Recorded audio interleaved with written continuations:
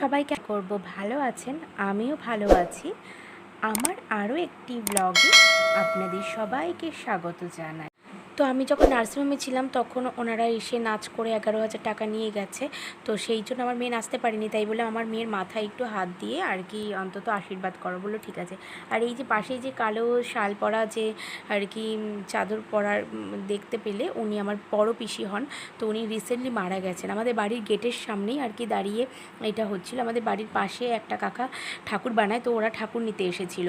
তো এ এ ঠিক টাকাটা নেয়নি, টাকাটা নিয়েছে অন্য একজন দলের লোকেরা। কিন্তু যেহেতু এদের শুনেছি আশীর্বাদ পাওয়া বা আশীর্বাদ করা ভীষণ ভালো ভাগ্যের ব্যাপার, তো সেই জন্য আমি একটু বললাম যে আমার মেয়ে তো নাচতে পারেনি, তাই একটু আশীর্বাদ দিয়ে দিও।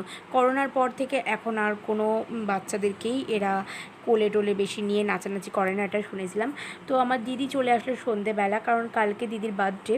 তো আজকে বার্থডেটা এখানে আর কি কালকের বার্থডেটা এখানে সেলিব্রেট হবে। আর আজকে রাত্রিরে 12টার পর আমরা আর কি একটু উইশ টুইশ করবো। তো এখানে মা ইলিশ মাছ নিয়ে নিয়েছে, শিঙি মাছও রান্না করেছে কিছুটা আমার জন্য। তো বাড়িতে গেলেই এখন বেবি হওয়ার পর থেকে প্রতিদিন আমার জন্য নিয়ম করে শিঙি মাছ হবেই।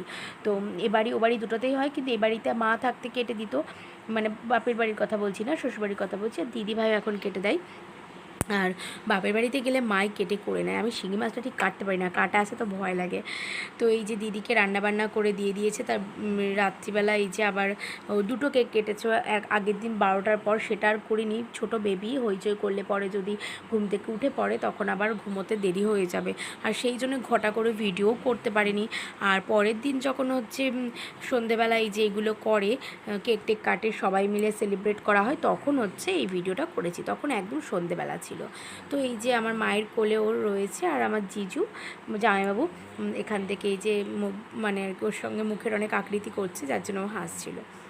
তারপরেই চলে আসলাম বাপের বাড়ি ছেড়ে শ্বশুরবাড়ি, কারণ এখন তো নিয়ম আর কি বলবো, আগের ব্যাপারটা ছিল আলাদা, অনেক দিন করে থাকতাম, শাশুড়ি মা ছিলেন বেঁচে, আর এখন কেউ নেই, তাই জন্য আমাকে আমার সংসারের দায়িত্বটা পালন করতে হবে।